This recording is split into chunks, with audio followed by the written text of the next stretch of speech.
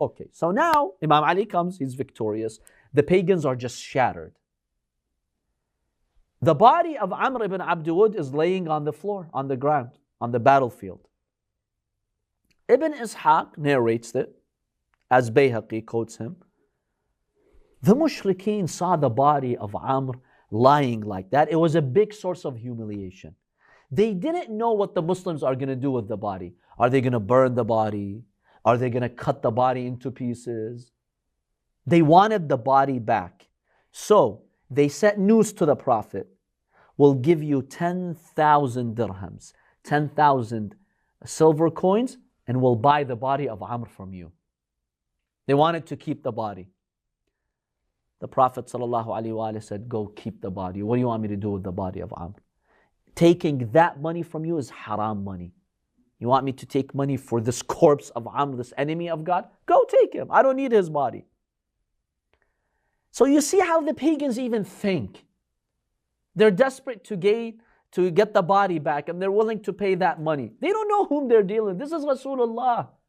You think he has personal vengeance and he wants to mutilate the bodies like you guys did? Why did they make that request? Because in the previous battle, which was the previous battle, the major battle before Khandaq? Uhud. What did they do to Hamza, the uncle of the Prophet? They cut him into pieces. Hind, the wife of Abu Sufyan, she came, she cut up his body as we examined before, she made a necklace out of them. And she took the liver of Hamza, she chewed it.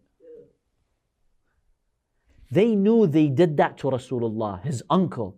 They're like, oh wow, what are the Muslims now going to do to the body of Amr? God knows what they're going to do. The Prophet said, take it. I'm not interested in his body. The Sayyid people judge by their own standards. Exactly. People look at their own evilness and they project it on others. They go by their own, standard, low standard, forgetting the Prophet has a different standard than they do. So Amr ibn Abdul falls. Remember, how many people crossed the ditch? 5. Amr was the major one. What happened to those other 4? 3 of those other remaining 4, they were so frightened by the killing of Amr, they leaped over the trench and they went back to the other side. They just ran away. The 4th miserable one, whose name was Nawfal, he was trying to leap over the ditch, he fell in the ditch. So 3 of them escaped. The last one, Nawfal, he fell inside the ditch. He couldn't gallop properly. So when he fell in the ditch, the Muslims surrounded him to shoot him with arrows. So he knew he was going to be dead meat in seconds. So you know what he said? He told them, قَتْلَةً أَحْسَنُ مِنْ هَذِهِ يَا مَعْشَرَ الْعَرَبِ. Oh Arabs, at least give me a better death. What does he mean by that? Now that you're going to kill me, at least kill me in honor, one-on-one combat. But all of you to shoot me and I'm by myself, that's cowardice. Now, if the pagans were told this, they wouldn't care. They just want to kill you. The Muslim says, okay, we'll send Ali after you. Imam Ali ibn Abi Talib leaped inside the ditch and with one strike he killed him. You want one-on-one combat? Yalla, tfaddal. Here's one-on-one combat. There are some sources that indicate Az-Zubayr, the cousin of the Prophet, killed him, but based on the analysis of many researchers and scholars, those are not accurate sources. We go with the sources that say Imam Ali is the one who killed him. So even this last guy who fell in the ditch, Imam Ali alayhi salam, went and he struck him. Again, there are reports that Abu Sufyan and others were so terrified by these bodies laying there, they thought that the Muslims are going to seek revenge for Hamza and mutilate the body of Nawfal. So they said, we're willing to buy the body of Nawfal. Give him back to us. Where the Prophet says no. Hand over the dead body to them. If they want to bury it, let them bury the body. It's not permissible in Islam for us to take the price of a dead body. That's not something that we do. So they tried to pay for the body of Amr and Nawfal, but the Prophet rejected in both cases. Now Amr is on the battleground. His sister comes. His sister was a noble lady. At this point, she's mushrik. I mean, she's not a Muslim, she's with the enemy, but she had some noble character in her. The sister of Amr, she comes and passes by his body. She notices that the armor, the fancy coat of mail armor, is intact.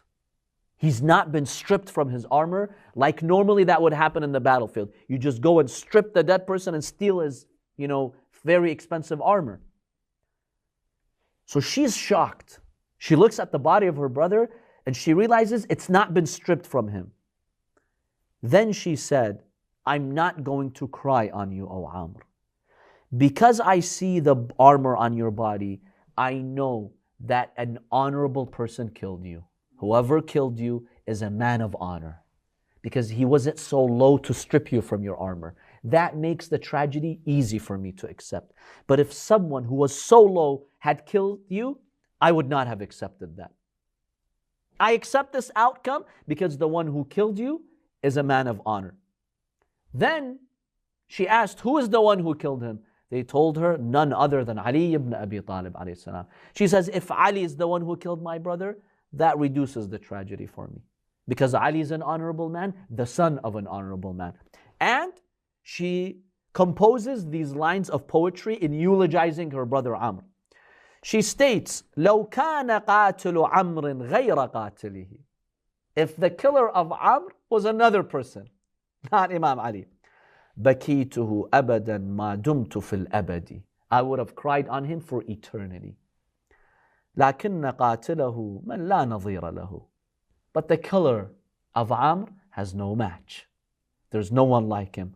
وكان يدعى أبوه بيضة البلد. And his father was known as being the honorable man of the town, meaning his father Abu Talib.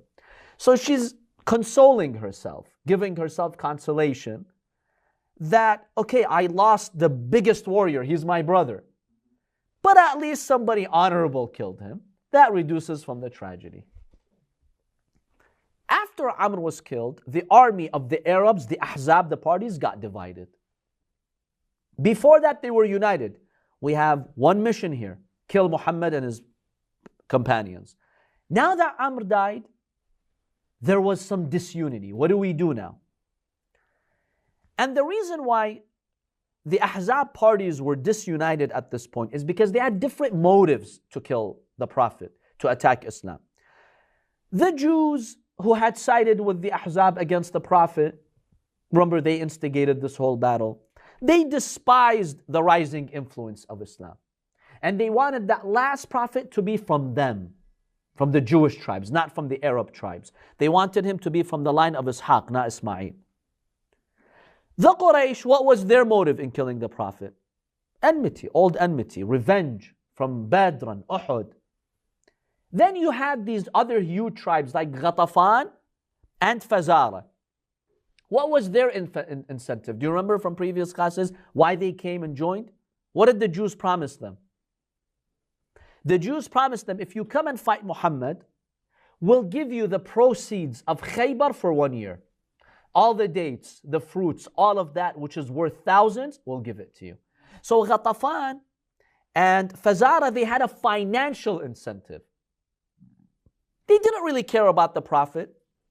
They didn't really hate the Prophet. They didn't believe in him, but they didn't really care about him. They were there because of money. The Jews promised us, if you come and fight, you're going to get the proceeds of the farms of Khaybar for 1 whole year. So because they had different incentives, naturally, when the plan doesn't go as they expected, you're going to have divisions.